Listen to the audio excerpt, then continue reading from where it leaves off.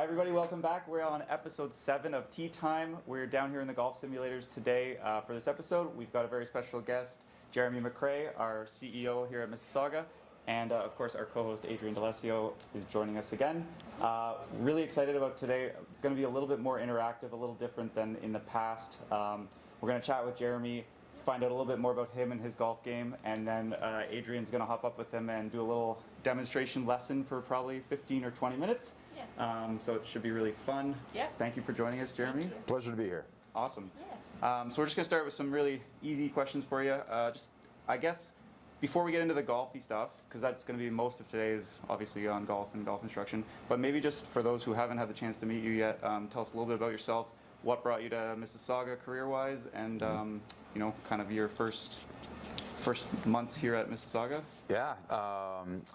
Well, in terms of golf, I think I've pretty much always been in the golf industry in some way, shape, or form since I was young. I'm one of those people who started by caddying and shining shoes and scrubbing toilets, and just kept working my way up. And I've always made a bit of a joke. One of the only jobs I haven't worked in this industry is in the golf shop, and never been a golf professional. So always strive for that. But yeah, pretty much had every other job known in the private club industry. And born and raised in London, Ontario. Went to school in Windsor. Stayed in the Windsor, Michigan market for many years. Then eventually moved here to Toronto as part of that next career move. And that was back in, I think, 2008-ish. And one of I still remember it. One of the first clubs that I played in this area was Mississauga. I remember playing with, getting introduced to Gar Hamilton and playing around a golf with him, and just remember seeing the property and being impressed and being in awe, and one of those places that in London Hunt is the place, right. and certainly here, Mississauga gave me that same impression, and it was always on the list. And through many career moves and all that kind of stuff, it's always been in the back of the mind, and a little bit of ideally that is a place that one day I can hang my hat at. And things have to align, and certainly last year, 2024. A lot of things aligned, and everything came into place, and I'm very fortunate and honored to now be here. So cool. That's very nice. Yeah, that's great. Is there anything specific you noticed about this place compared to like past places that you work, like Bayview or Weston, that that's maybe a little different or stands out? One thing that I'll say is certainly in speaking with golf. Every club is a little bit different into either how they approach golf or how, let's say, serious that they may take it and things like that. Here, golf is extremely important. Not only the rules of the game, but from a robust tournament schedule and club competition schedule. Some clubs have that and don't have that. But the environment here, the golf environment, is something where we have a lot of golfers, right? Some people like the game socially. Some people like the game competitively. We certainly trend a little bit more on the competitive side, which I love. And I would say that's becoming more the exception versus the norm. Many clubs are kind of trending a little bit more to the social. Not as many people getting into the game, follow the rules of the golf and everything else as hardcore as many of our members do here. So golf has held the standards of the game and the traditions of the game.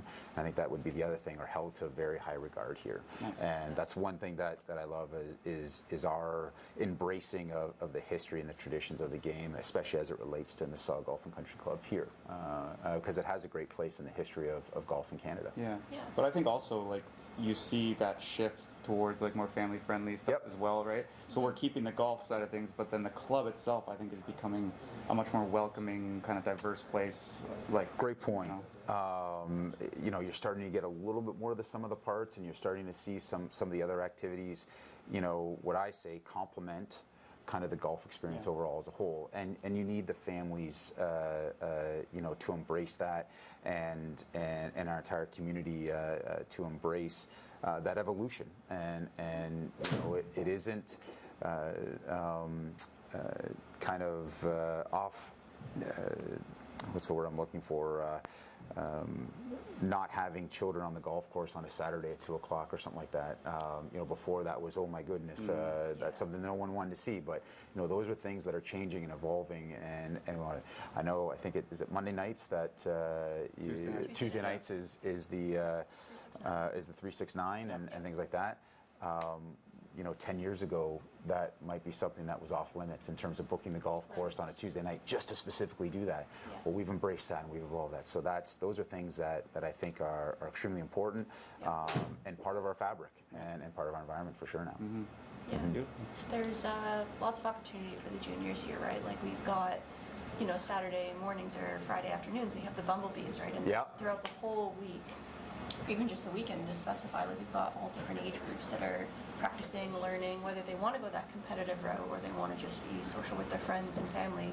There's just so much opportunity that I've noticed, just being here for 3 seasons. There's just so much evolution of little ones growing up, and then you hear it from the membership as well too, right? Like they started when they were so little, and now they've got kids that are here, right? So it's just really nice to see.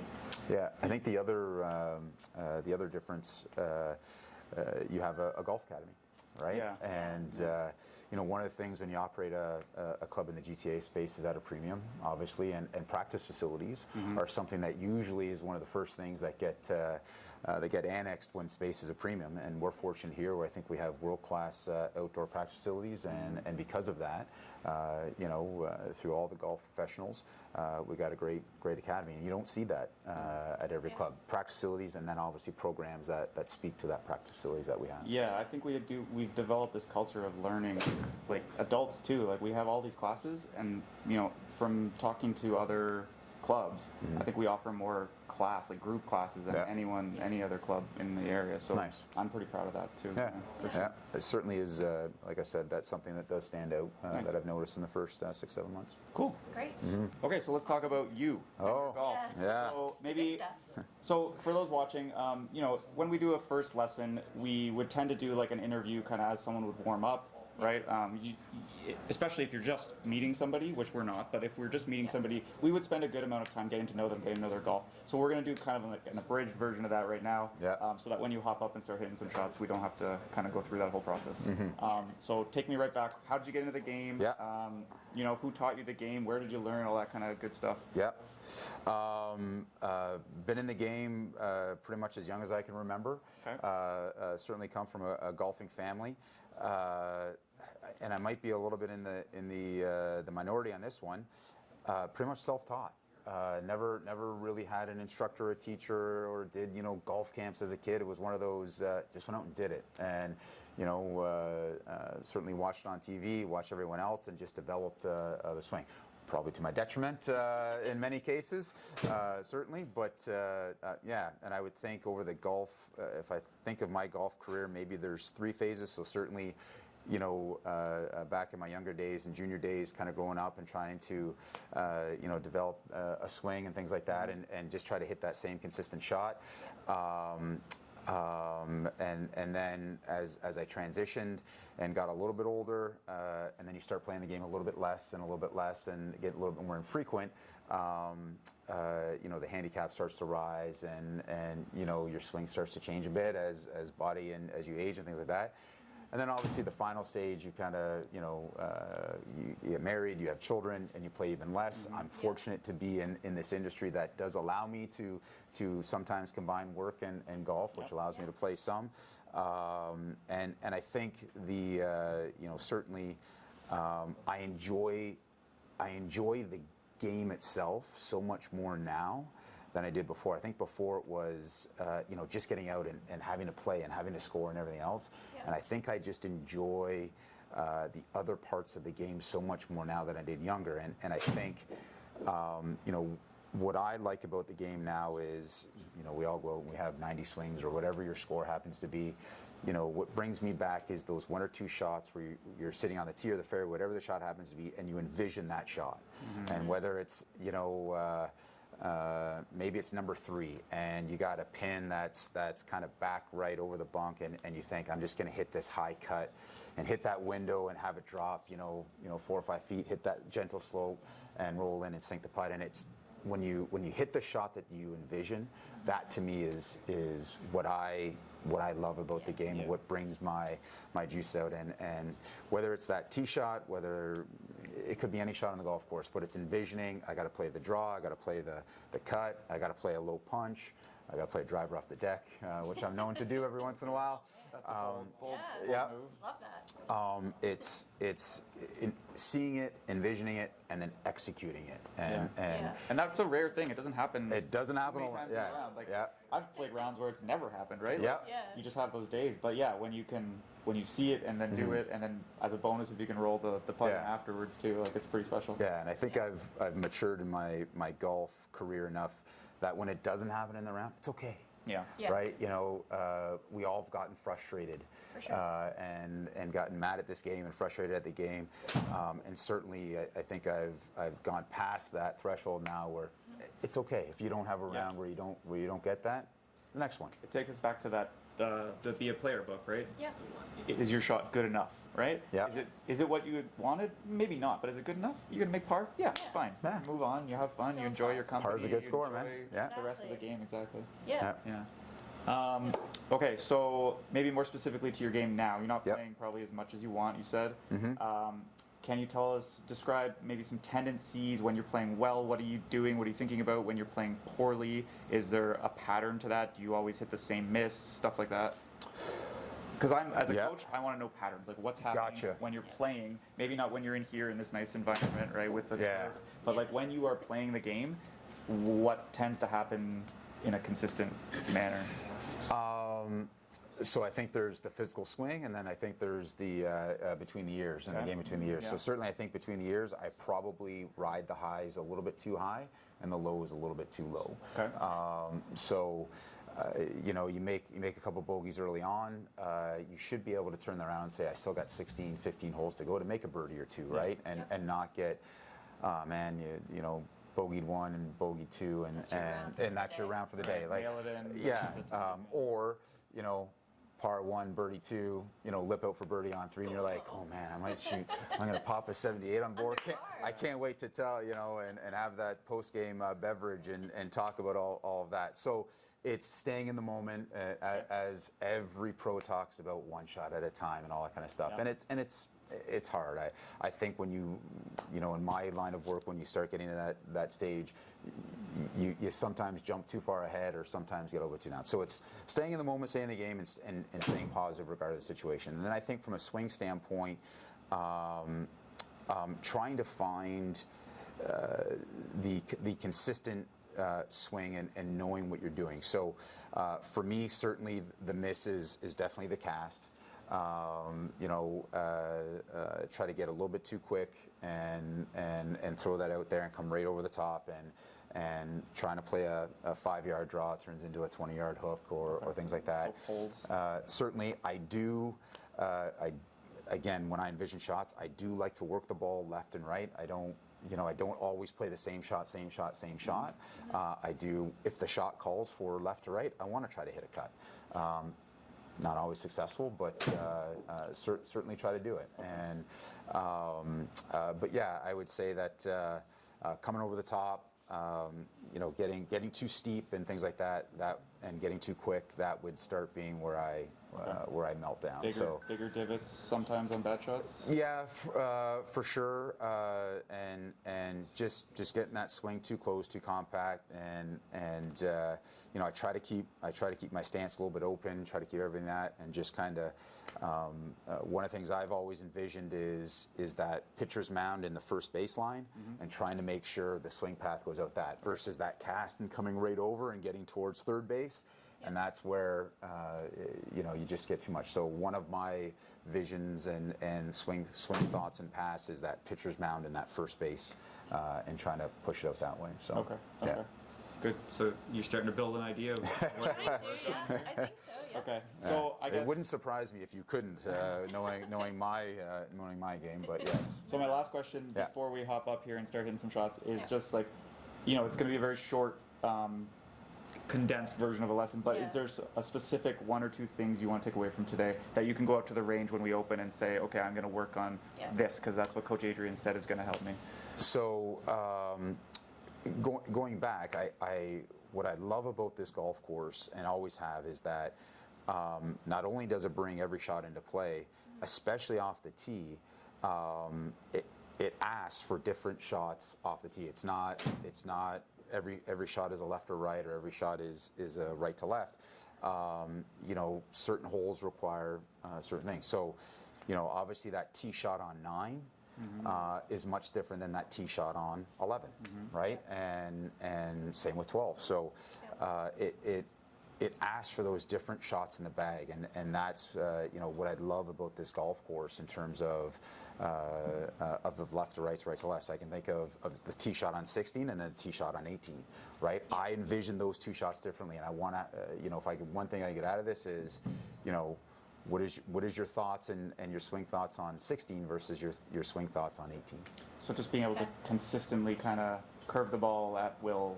Okay. Yeah, as an amateur, right? Well, yeah, but like, I think maybe just to clarify kind of what we want to do today, let's get a really good idea of the strategy, the setup, the technique to hit both shots. Both shots, right? yep. And then let's figure out which one you're good at too, because I would push back on you a little bit. Off the tee, you really don't need to hit a single draw here.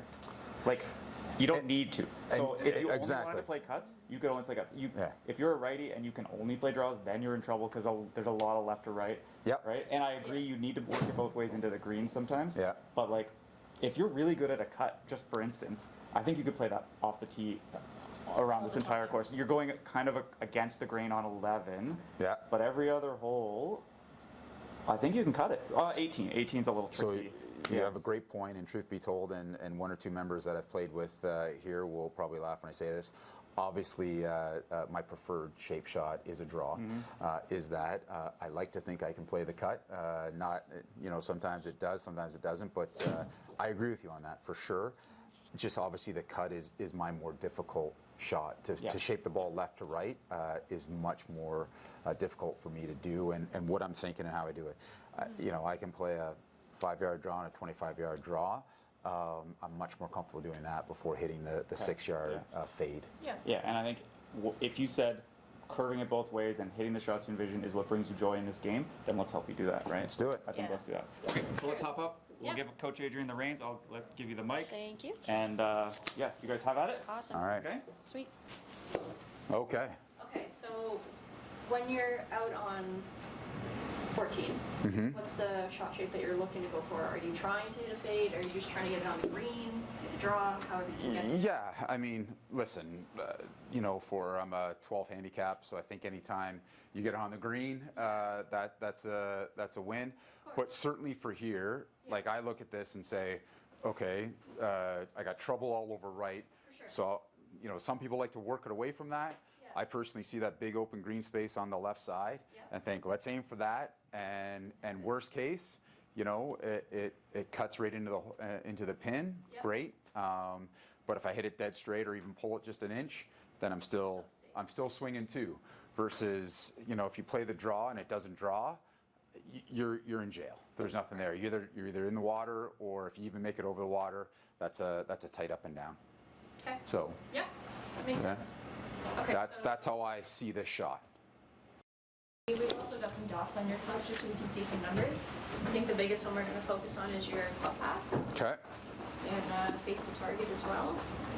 So one of the things that I probably struggle with, and you asked as well when I think about it, is you want to make sure your alignment. So whenever you're trying to work the ball either way, you want to make sure that you're aligned, and sometimes you're not as aligned as you think you are. So sometimes I think I'm aimed far enough left, and I'm probably dead up the center versus aiming far enough left. So that's probably one thing that I get wrong. But anyways, let's see what we got. Yeah.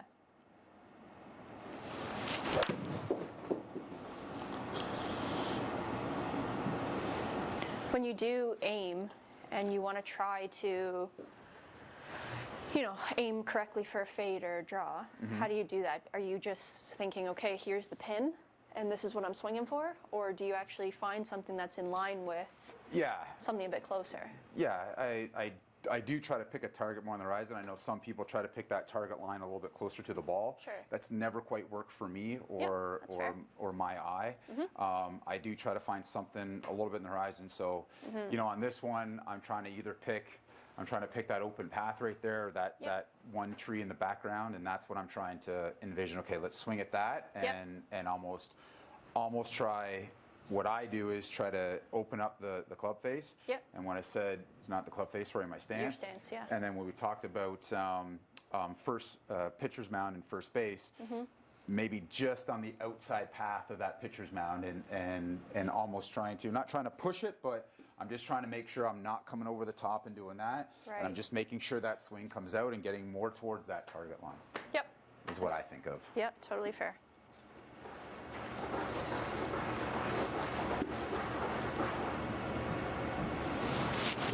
Oh, and I came right over. Yeah. But there's the That's target I was missed. looking at, Right. and I think, okay, I'm there. That's my Yeah. worst case. I got You're still 20 safe. yards of green. I'm swinging 2, and I'm not dropping, hitting 3.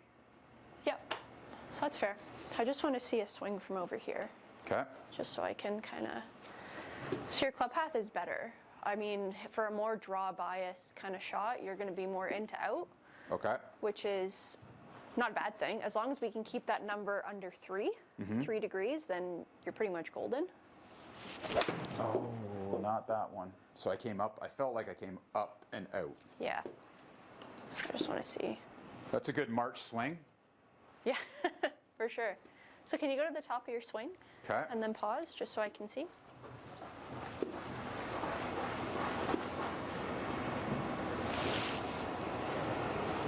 Okay, so it's not bad, right? Like I've definitely seen worse.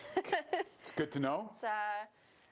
So this elbow is Yeah. kind of playing a part in what that club face looks like up at the top. Yeah. Right, so the more we flail that elbow out, Right. the more that kind of puts us across the line, and then you have to make this adjustment where you come super far on the inside. Super far right? inside. That flying elbow. Yeah, exactly. Yeah, that darn So flying elbow. your face to target is 7.7 degrees open. So it's a solid strike coming in from the inside, but because we've gone to this point here Right. and now we've made it super shallow, we've just swung out to right field, Got it. which is fine, right? But it's open club face. Open club face. Yeah. Okay. So if we make an adjustment, I know it's obviously easier said than done. Yeah. Try to tuck that in and maybe try to feel like the swing is a bit shorter instead of coming way past parallel at the top. Right. Yeah. Oh, that felt good. Yeah. On cue. There we go. Done. Perfect. There you go. One take. Can I We're just- done. Can I chime in on? We're like, done. As a golf coach, when you say something like that and your student does it in the first swing, Yeah. I know it's ego-driven and stupid. For but, sure. It's like, I'm so so good. good. Yeah. It's like, I know what I'm talking about sometimes. So, yeah. But so envisioned it, hit And- it, executed it, and Exactly. yes. So as you feel good as a coach, that's how I feel as an amateur hitting that shot. Yeah.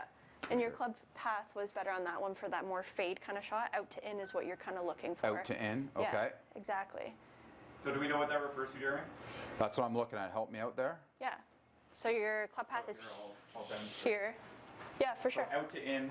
Here, I'll help it. Yep. So Yep. out to in meaning when you're swinging down, when this club is parallel to the ground, if the club head is outside your hands, Yep. you're going to have to swing out Out to in. Yeah. out away from your body, in towards your body, Okay. and that's going to glance and create side spin to the right. That's a fade. Right. The opposite would be in to out. Club head is in closer to your body. And turning to it out. over. That ball's going to come off with draw spin and create a draw. Okay, so when we talk about club path, it's either out to in to out, or neutral would be kind of there. Yeah. Okay. So if you want to hit a fade, you actually need to be out to in. Out to in. Out to in. Yeah. Okay. Yep. Got it. Yep. And having that open stance is good as well, right? Like if you're trying to hit a fade, you want to open up your feet to the Right. left a little bit, so it makes it a little bit easier to come across. This Yeah. way more out to in. Yeah. Okay. All right. One more. Yeah.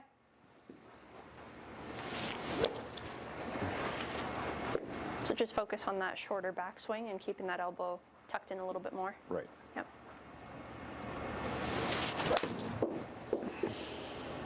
So that was over the top a bit, past parallel, shut face, everything moving kind of left on you. Yeah. Yeah. Same miss again. Yeah. So came over the top with the face to target. So now we're 2.5 versus the previous one, right? Exactly, but that's what made it go left, was your club face being Got it. shut 9.2 degrees. Got it. So you want to make sure that club face stays super neutral as Yeah. you're coming out to in. Okay. Okay? And the way to do that is shorter. Shorter backswing. Shorter backswing. Correct. I've heard before I could use probably shortening my backswing, so that makes sense. Yeah. All right.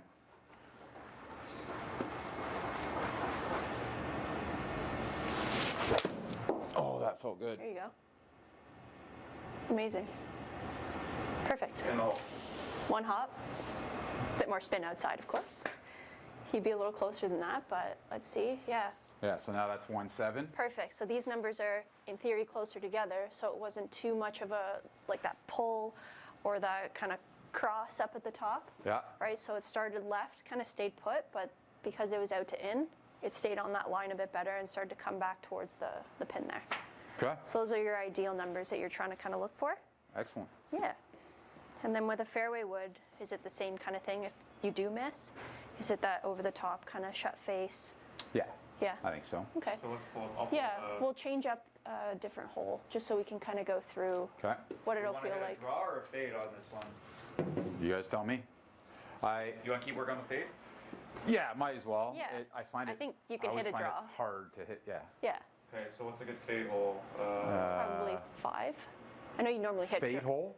Yeah, How about 7? Yeah. or 9. One. 9. Let's put the 1. pressure on you. Hit him 9. 9. Yeah. That big Okay. one, yeah. Better put me on a back tee then. Okay. I normally pull 5-iron on 9. Okay, we'll hit it at a nice. Let's try narrow 9. spot. All right. So you'll want to feel that same kind of backswing, and the path is still going to be a bit out to in. The biggest thing is trying to keep the club face super neutral with that club path. Yeah. So, Adrienne, is that like a. How do you accomplish that? Is that like a quiet hands feel, or is that going to be accomplished simply by those 2 feels you already gave them? I would try to feel maybe a bit of both. Quiet your hands as much as you can, especially for that kind of shot. Right, the faster you do this, the faster you're going to turn your hands over. Right. Right. So if you want to hold off longer and just feel like you're rotating more with your body and letting your hands kind of turn over when they need to, that's the feeling you want to have. Gotcha. Use those. Use your I think there's hips, torso, hips, bigger muscles, right? Yeah. And not that so not much. flipping it over. Oh. All right, easy. Yeah, I love It's this fine. tee shot. Everything's fine. Yeah. So same thing for me here. Yeah. I know we're a little bit further back, but obviously Yeah. that big tree that we all look at. Perfect. I'm always okay. How do I just cut it off that and Right. just be inside that and not hit it too far and obviously go up Into in the hill. the rough there. Sometimes I would use a shorter club just in case if I do hit it at that tree. Sure. I'm in front of You're- it. yeah. Right. And you still got a shot to swing. Yeah, for sure. But that gives you an extremely long second shot. Yeah. So yeah, this is a little bit more aggressive than Yeah. I would normally do, but if you hit it, it pays off. Yeah, it's true.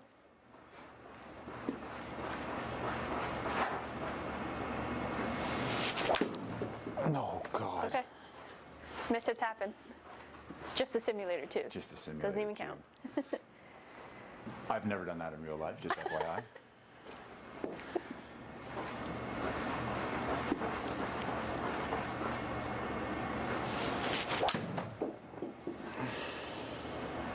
Nothing wrong with that. Still No. playable, right?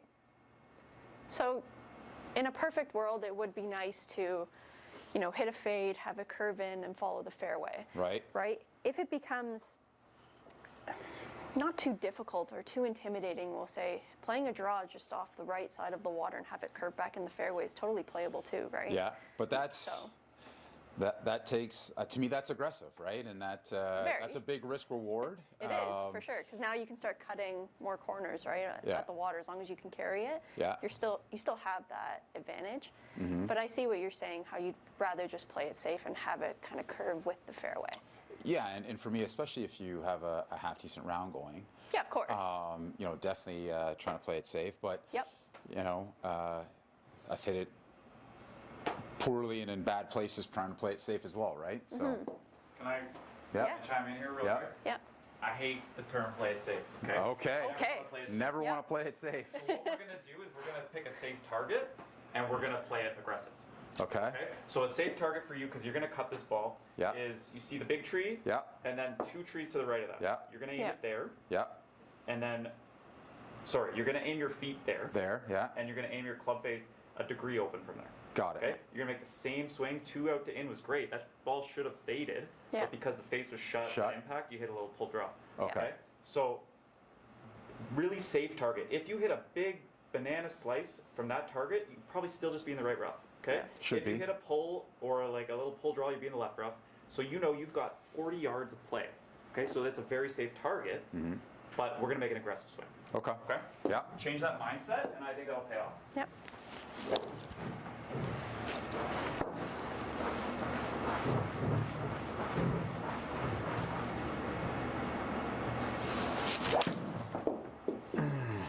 It's okay.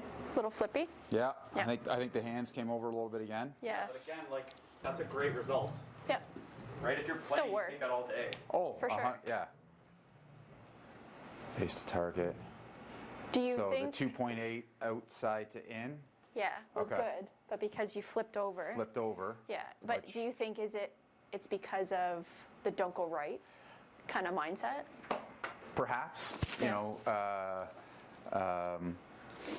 yeah, Yeah. I certainly think so. It's Yeah. certainly old habit, and just trying to play it safe. But all right, Sure. we're gonna try it again. try it again and really Yeah. try to push this one out there. Yeah, exactly.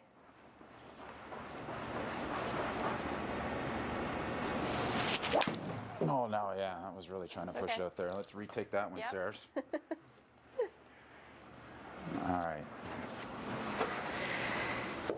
Out to in. Okay, we'll try that same thing, and Yeah, exactly. we'll try to get this one pushed. Just watch your alignment, J-Mac. Your club is pointing almost at the green, Okay, well, that's what I don't want. and your feet are kind of square. So like feet more left, face more left, everything more left. Everything more And left. You can trust it. Let Yeah. it fade. Okay. All right. There we go. Perfect. Close. Yeah. You know, I like that result, don't get me wrong. Like to your sure. point, I'll take it all day long. Yeah. Less than the inside out, face a target, still 0.0. Yep. So it's probably just everything where you were aimed, right? So yeah, based on that, what's the adjustment there? Nothing. Nothing? You keep going. Same thing? Yeah. Okay. Just pumped up my ego. No adjustment necessary. Okay.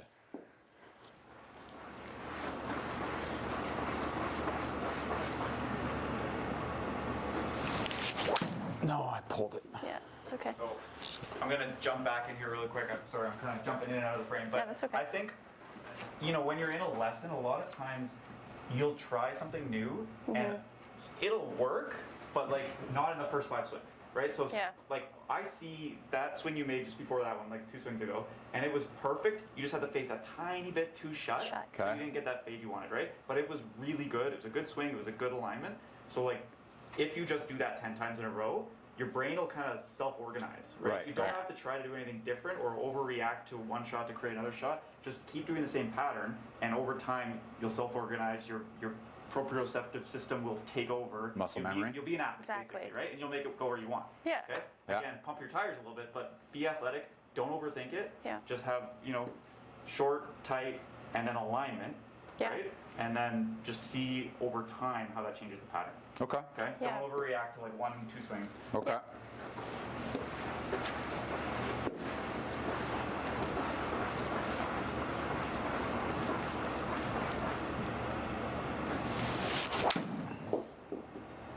Right where you're gonna need. Oh, Close. that's. That's exactly where you're aiming. Oh yeah. Yeah. Okay. Yeah. But that's what I was kind of hoping for. Yeah. So Yeah, just out to in. turn the whole Wow. system a little more to the left. Yeah, Whole exactly. system a little more left. Okay.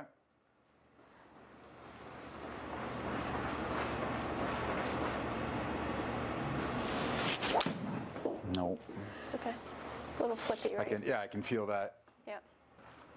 So just feel like you're just holding off. So the back side of your left hand is Right. just held off as long as you can. And then let the So hands, much easier in June. just let the hands turn over when they want to. Let it Okay. happen on its own.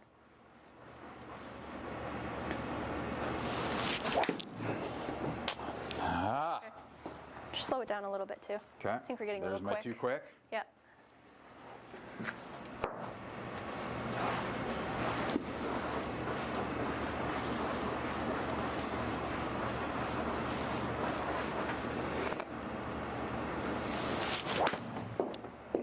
miss it.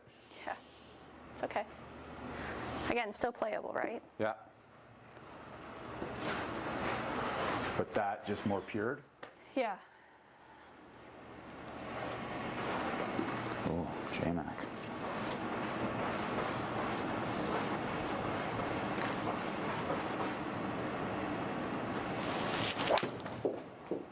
That was close.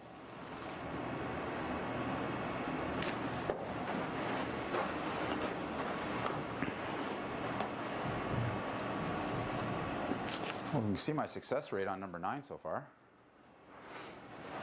It's only the simulator. Only the simulator. Doesn't All count. right. Doesn't count.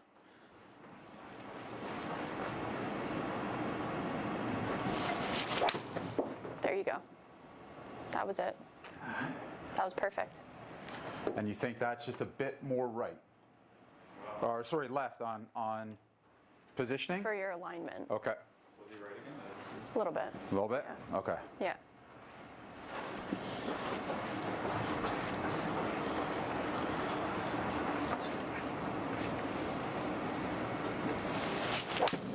A little tuggy. As soon as it's weird. As soon as you say in the head, go a little more left. Yeah. Then I feel that's my next swing. Kinda is move. just right over. That's my tendency, I guess. Yeah. So I think what you could do, and you're actually doing it right now, which is perfect, just kind of come back here and, reset. Yep. Find your target, step in, set up with your feet first. Okay, you feel super solid with that? Yep. Yes, no. Then you can kind of go through it and kind of rehearse what you want to feel as Okay. you're coming through. That way it's not just like, especially when you're practicing, right? Like you're not just grabbing a ball. Well, that went left. Let me grab another one. Yeah. Oh, that went right. Right? Like just have a routine where Yep. you put yourself into. All right. Yeah. Let's go, J-Mac. You got it.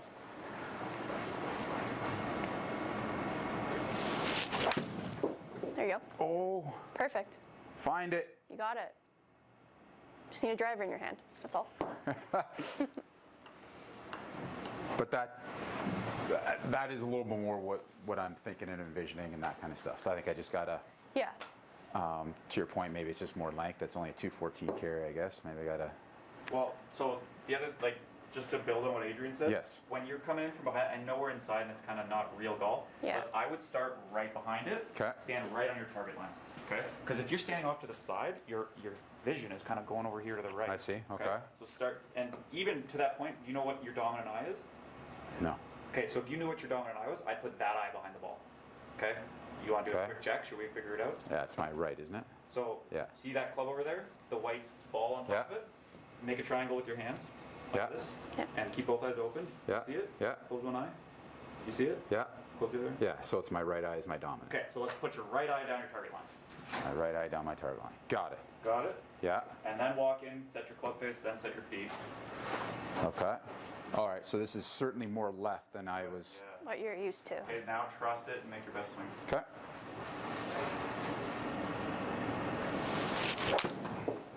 Awesome. Good swing. I was almost dead straight. Yep. I like to think it was a little bit of a fade. It was a fade. Yeah, of course. Did we get any fade tap? Big, so There you go. eight is a little bit. That's because you aimed left of where the machine is looking. Okay. That's not because of your swing. Okay. Okay, That's No. just because this sees square. Yeah. And you didn't aim square. You aimed pretty far to the left. Yeah. Right. Okay. So that's not an issue. Don't. When we're not Face the aiming, target's good. I mean, Zero- again, you can't really use those numbers. Okay. When you're changing your aim in the sim. Yeah. You can only do it when you're aiming square. square. So we could change it on the computer screen if you wanted to. Like I could aim you over there. Now you. Oh, can aim and then I straight. aim straight. Yeah. Yeah. Okay. So you want to try that. So just aim at that big 249. Okay. Yeah. Yep. Do that again. Love that. Were you gonna ding them on that, Adrienne? I was going to say something, but I'm like, it's okay. Sometimes you gotta see if they figure It's it out. okay. Yeah, that's good. I just trust that swing. It's okay. Didn't feel bad, but Yeah, it's fine. Yeah. So again, it's like you're Obviously. doing something new. For so sure. it just takes time. You gotta do 20, 30 swings like this. Okay. Yeah. And I think over time it'll take over. Yep. okay. I have a question on the fly. Yeah. What is your opinions on width of stance? Narrower stance, wider stance? Sometimes I struggle with width of stand. You know, I see some people on tour that are getting that thing, and that gives you a better, center of balance and to really generate that club head speed, and others are getting even tighter. What's your thoughts on your width?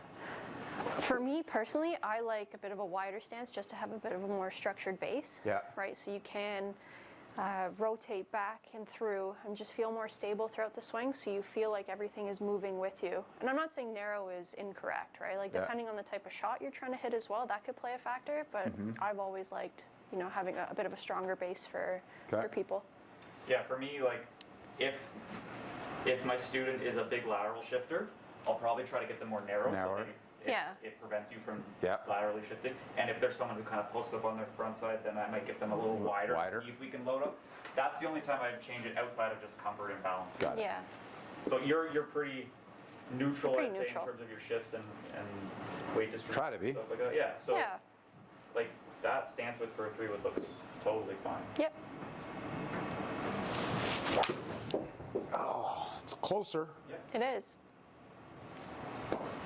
And you're striking it well too, which is a plus. Yeah. Yep, absolutely.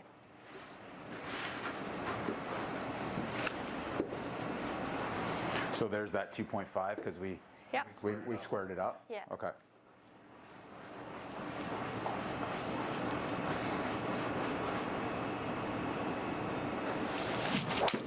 There we go.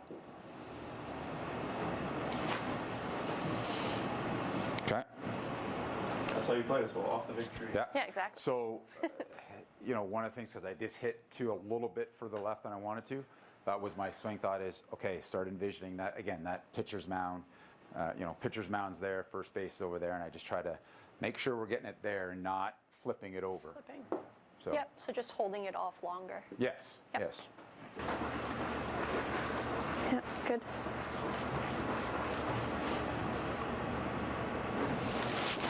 No. Okay, one more. Yeah. Just find that target line. You're still to the left of your target line right now. There you go. Gotcha. Yeah. Okay. Yeah, I see what you're saying.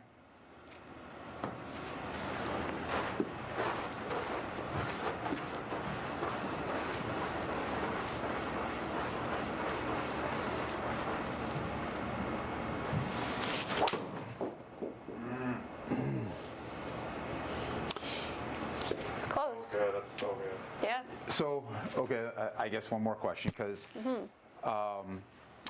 like when I just did that, Yep. I feel I did a good swing and hit it good, and sometimes you got to accept the result of where the ball goes, where I'm like, I just made a good swing, right? And feel I hit the ball good and it was a good swing. If it happens to go up in that rough a little bit, so be it, but Yeah. I'm happy with that. What was your question? Well, just the result isn't indicative of how good I feel I hit that shot, and I'm okay with that. Is that? Yeah, Yeah. I think so. Obviously, if you're playing, we're working on a fade, but if you're playing the game, you need to know what your pattern is generally and on that day, Yep. and then pick a safe target based on your pattern, right? So Yeah. you're gonna push 1 in 10, and you're gonna overdraw 3 in 10, and the rest are gonna be somewhere in the middle, right? So then you're gonna pick a target that kind of puts that whole dispersion pattern still in play. No penalty Yeah. strokes if you take that imaginary shot dispersion and place it out there in the fairway, right? So that way, you have a pretty comfortable feeling that you can just swing free, and this shot's going to show up once, this shot's going to show up 3 times, and the other 6 are going to show up in the middle, and they'll all be fine, right? Right, That's a right. comforting feeling, and you can feel nice off the tee, and not do crazy weird things, because if you just do normal things, you'll be fine. You'll be fine. Right? Yeah, for sure. This is just Sure. something to practice when you're on the range, and then Yeah. when you master it and get better at it, then you can take it out on the course and try those different shots, right? Like Right. especially on one, going over those trees, right, and so on and so forth, Yeah. Yeah. right? So Yeah, I think my point here is that let's say that ball ended up in the high rough and I got a punch out. I'm not upset at that because I know Yeah, I made a you're good still- swing on the tee. I set it up and it was good. Yeah, the result wasn't 100% where I wanted, and I got a punch out. Hopefully, I can still make 4 or 5 at worst. Yeah. I'm It's good. like when you flush an iron, it goes right over the green. You're like, You're like, well, Well, hey. that's fine. okay. Yeah.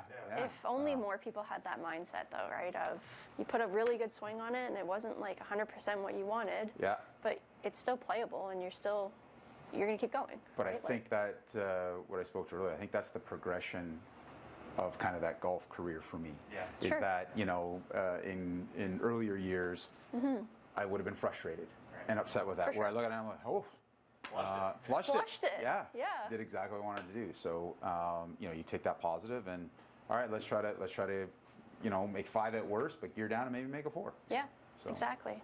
So if you had a couple things to take away and to work on, what would you say, like the top 1 or 2 things are like, this is totally different from what I know, and this Yeah. is what I'm going to integrate into my swing? Certainly, first and foremost is as you said, get behind the ball. Yep. Right, and knowing your dominant eye, and picking your target line from behind the ball. Because I think I've probably always picked my target line from here.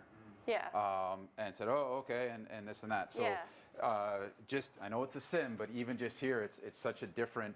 I'm seeing that ball in that line here now versus seeing it that way. So that's first and foremost. Yep. Getting behind the ball, utilizing the dominant eye, and picking the line from here versus picking the line standing over the ball, which is what I've always done before. So, Which, by the way, I've never seen you hit a putt, but do that when you putt too if you don't. Yeah. Because that's Yeah. huge. For sure. Because it matters that's more. lesson number 2. Yes. Next block. It Yeah. matters more on an 8-foot putt that you're Yeah. lined up right than it does here, right? Okay, and then, so that's certainly number 1, and number 2, when you talked about that inside out and just holding that path off, Yeah. Certainly I could feel that.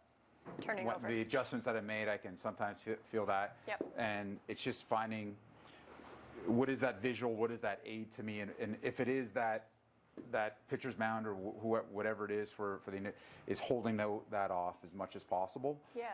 and making sure your big muscles take over, and then eventually at the end of then the your swing when you do, hands. right, and Yeah. and like you said, turn the hips, turn the body, Yep. and get that here, and then eventually rotate and through. So that's probably the 2 biggest things that certainly I took out of this, but it's that proper alignment and that proper thing. And last thing is you hate hearing, let's play the safe shot. Let's pick the safe target, Yes. Be but aggressive. still make the aggressive line. Yep. I'll put that into play early on and see if that translates to any different scores for me. So I'd like to see what happens there, or Yeah. if that increases confidence or deflates a little bit more. So I'm interested to kind of put that philosophy a little bit more into play. Yeah, even if you don't make a swing change, if you made 0 changes to your technique, if you just kind of shift your mindset and you shift your pre-shot routine a little bit, I'd be interested to know too how that kind of changes your scores, right? Yeah, 100%. Yeah. Okay. Awesome. Awesome. Well, thank you for Great. today. Yeah. This has been really interesting, really Thank you. enlightening. Good job. Yeah. Thank Yeah. you so much. It's Fantastic. always tough to do it in front of people too, so Yeah. we've got hopefully a bunch of our members watching. Yeah. If you made it this far, thank you for watching the entirety of Tea Time episode 7. If you want to get a golf lesson from Coach Adrienne, for myself, give us a call or email. Our info is at the bottom of whatever we post here. Thank you to Sarah for filming as always. Yep. And yeah, we'll see you soon for episode 8. Thank you again, Jeremy. Thank you for you. having me. Really appreciate it. And hopefully, just from that one shot and that one adjustment you made, certainly seeing the benefit of professional teaching. Thanks, sir. Thank you.